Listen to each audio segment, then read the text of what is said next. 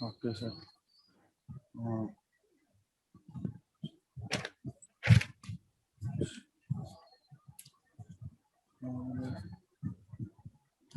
ठीक है, जी सर। तो ये आपका सारा टॉपिक हो गया कंप्लीट। अब सर डीबीए अभी आप लोगों को क्या करना है, आप लोगों को रिकॉर्डिंग देख के नोट्स बना के आप जब भी यूज करो तो आप प्रैक्टिकली उनको यूज करके देखो। हाँ जी, कुछ कह रहे थे आप?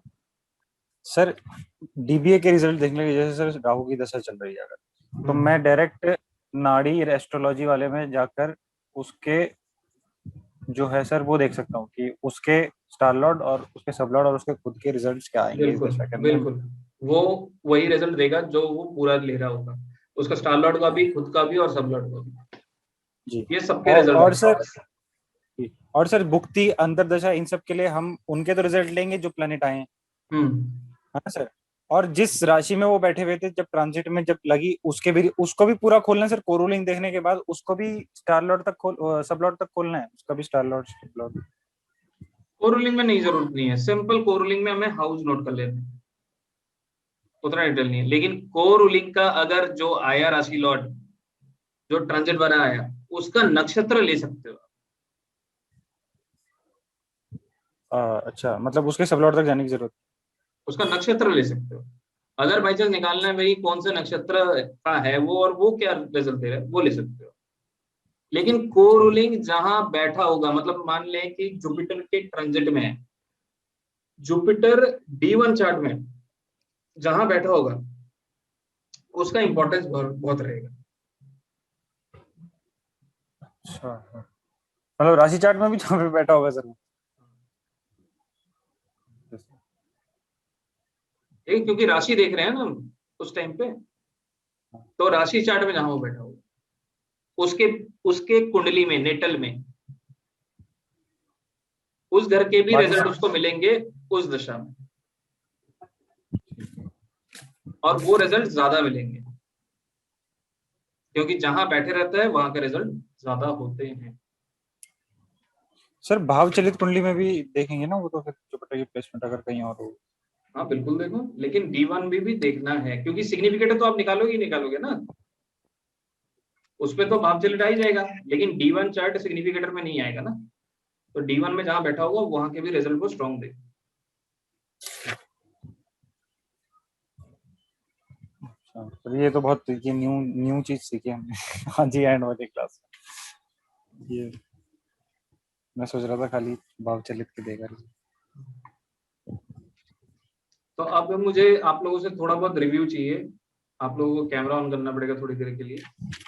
तो एक एक करके मुझे रिव्यू चाहिए कि आपको ये पूरा जो सेशन था ये कैसा लगा, क्या पॉजिटिव है क्या निगेटिव है आपके लिए, आपके हिसाब से। सर मैं बोलूं? हाँ हाँ बताइए। हाँ सर।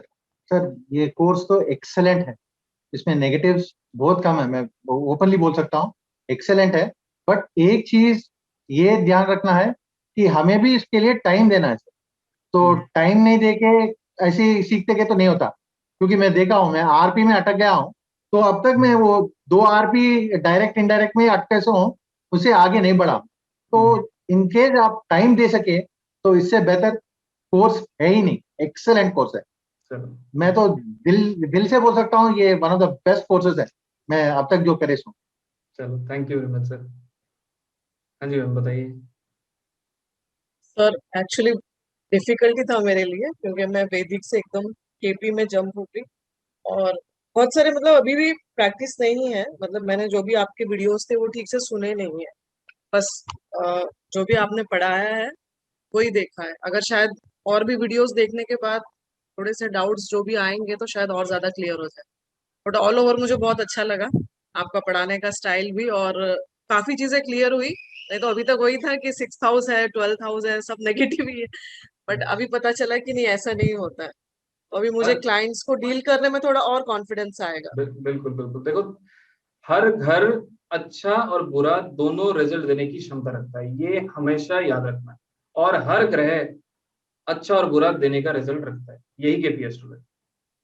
और मैंने अभी तक जिन जिन को सर स्टोन्स रेकमेंड किए, अभी मेरे लिए वो गिल्ट हो गया है कि इतने सारे लोगों को गलत स्टोन्स रेकमेंड कर दिया है। मैंने जिनसे पढ़ा था तो उन्होंने काफी स्टोन्स के ऊपर ही उनका मतलब कमांड है, तो ऑलमोस्ट उन्होंने सारी चीजें स्टोन्स पे ही की है। तो जितने भी लोगों को मैंने स्टोन्स दिए अभी तक, मुझे वैदिक में तो किसी को रिजल्ट नहीं मिला है।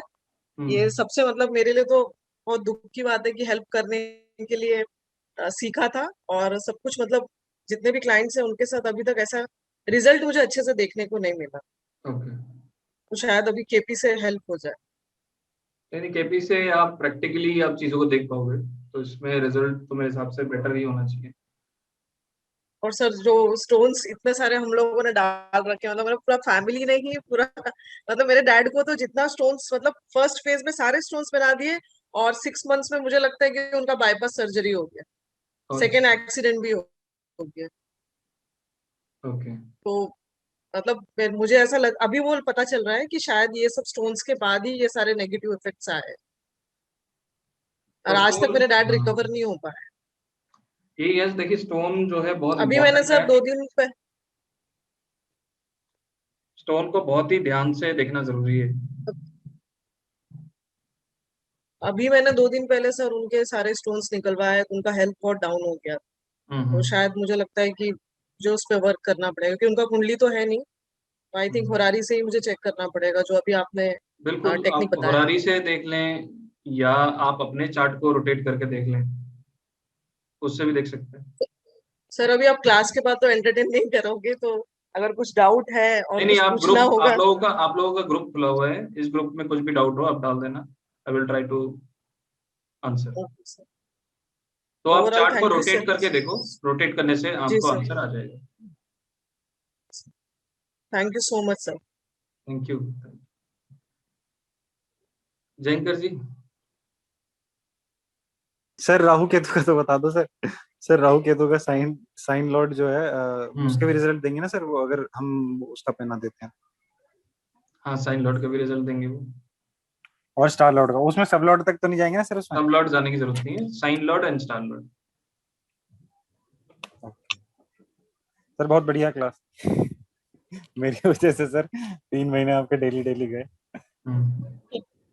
देखिए देखो सर मैंने इन्होंने सबसे ज्यादा सवाल पूछे हैं, ठीक है, और मैं बस यही चाहता हूँ कि इनके क्वेश्चन के आंसर इनको मिले होंगे, ठीक है, पूरे थ्रू आउट मैंने कोशिश पूरी करी है अपनी तरफ से।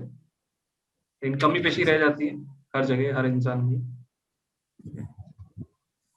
चलिए, अच्छी बात अभी है आप अभी लोग। जी सर। सर अभी इसके बाद सर आप वैदिक वो रेमेडीज का भी कोर्स सर करवाना। हाँ, रेमेडीज का प्लान करेंगे, उसको करते हैं। जी सर। अंकित जी, आपका कैसा सर रहा? आपसे ऐसा लगा हो गया है, अब ये टाइम हम क्या करेंगे समझ में नहीं आ रहा है, हाँ, क्योंकि रोज ये टाइम पे आके इतना आदत पड़ गया कि आप एक जिंदगी में एक पार्ट एंड पार्सल हो गए सर। नहीं नहीं, डेफिनेटली देखो, ये चीज तो होता ही है, और ऐसा नहीं कि कोर्स खत्म हो गया, we are not getting together. तो बीच बीच में इवेंट्स करेंगे, you all are added to that particular group, ठीक है, और ओपन इवेंट्स भी होंगे। तो I will request you guys, whenever you get time, please join those open sessions. कुछ ना कुछ नया सीखने को मिलेगा हमेशा ही, कोशिश मैं वही करूंगा। हाँ जी Ankit ji. Hello, thank you sir. आपका सबसे बेस्ट बात पढ़ाने का, बेसिक से लेके एडवांस तक कवर करना, और एवरी स्टूडेंट को साथ लेकर चलना, और प्रैक्टिकल एग्जाम्पल के साथ रूल्स को किसी भी चार्ट पे अप्लाई करके उन्हें दिखाना। सर ये बेस्ट बात।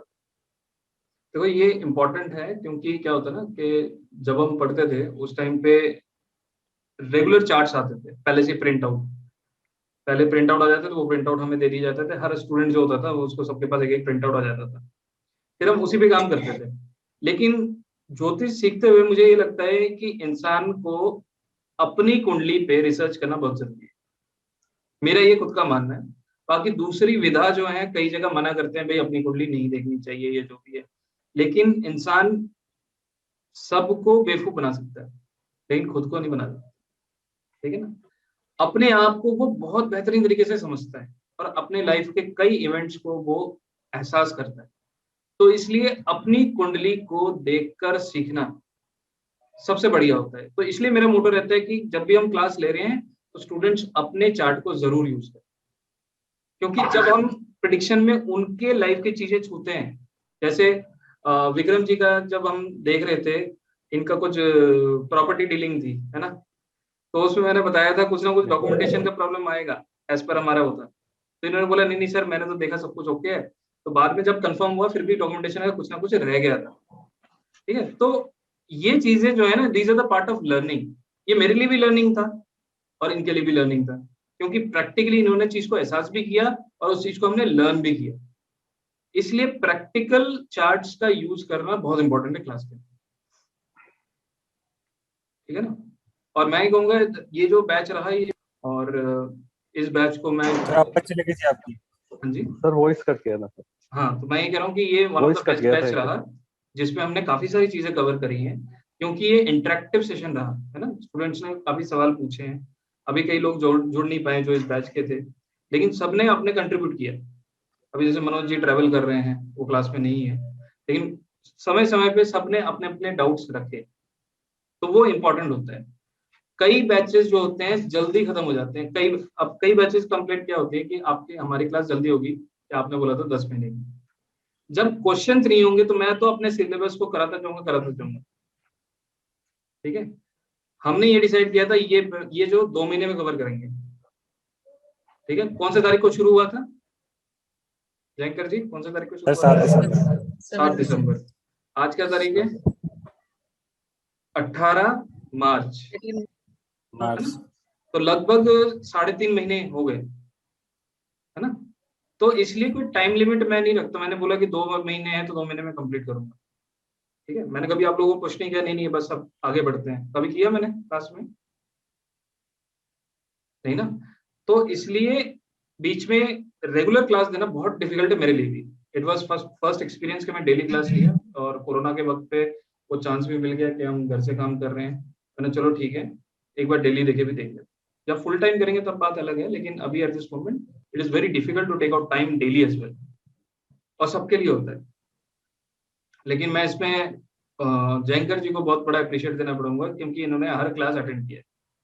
So it is a huge achievement, है ना। हमने एक का क्लासेस मिस किया, लेकिन जयंकर जी ने सारे क्लासेस ज्वाइन किए।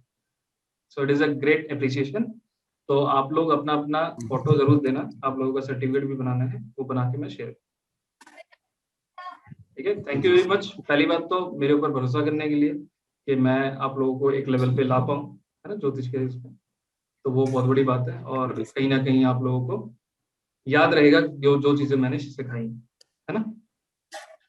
सर आपका फीडबैक क्या है हमारे लिए? फीडबैक देखिए आप लोगों के लिए बहुत अच्छा है, ठीक है। और मैं ये चाहूंगा, जैसे मैंने आप लोगों से बातें करी, है ना, और उससे मेरे को कई चीजें आप लोगों के बारे में भी पता चला। सिर्फ ऐसे नहीं कि कुंडली देख के तो चलो पता चल जाता है, लेकिन बातें करके भी कई लोगों के बारे में कई चीजें हम निर्धारित कर सकते हैं, है ना। अब जैसे आपने, जैसे आस्था जी ने बोला कि इन्होंने वैदिक से शुरू किया, तो जब हम शुरू में डिस्कस कर रहे थे तो कई चीजों में मैंने देखा कि आस्था जी मतलब अचंभित भी हो गई कि मतलब कि अच्छा इसको ऐसे भी देख सकते हैं, राइट। तो वो सरप्राइज लेवल जो आया मेरे को, कई बार अच्छा भी लगता है कई बार बुरा भी लगता है, क्योंकि जो एस्ट्रोलॉजी हम सीखना चाहते हैं, है ना, वो उस लेवल पे नहीं सिखाया जा रहा।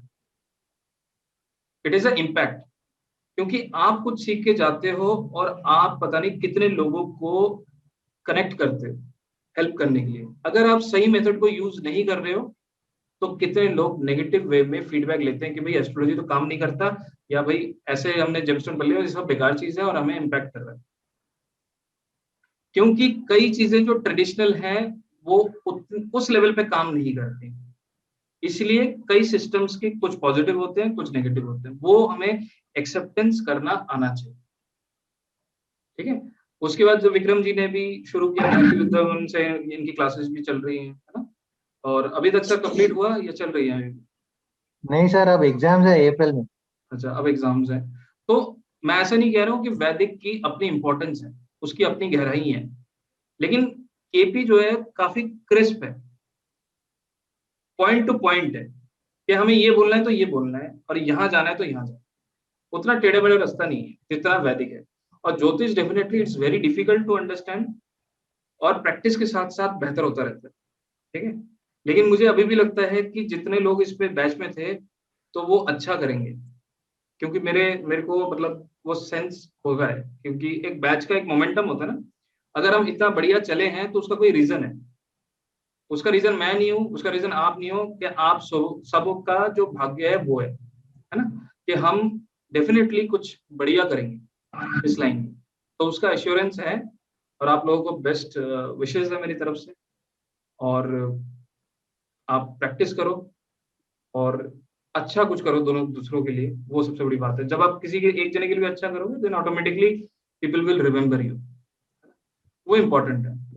इससे ज्यादा और कुछ इम्पोर्टेंट, देखो पैसा है, पैसा आप आगे भी कमाओगे, उसमें कोई बड़ी बात नहीं है, लेकिन एक छाप या छवि किसी के ऊपर आपका हो जाना वो बहुत बड़ी बात है, मेरा तो ये मानना है।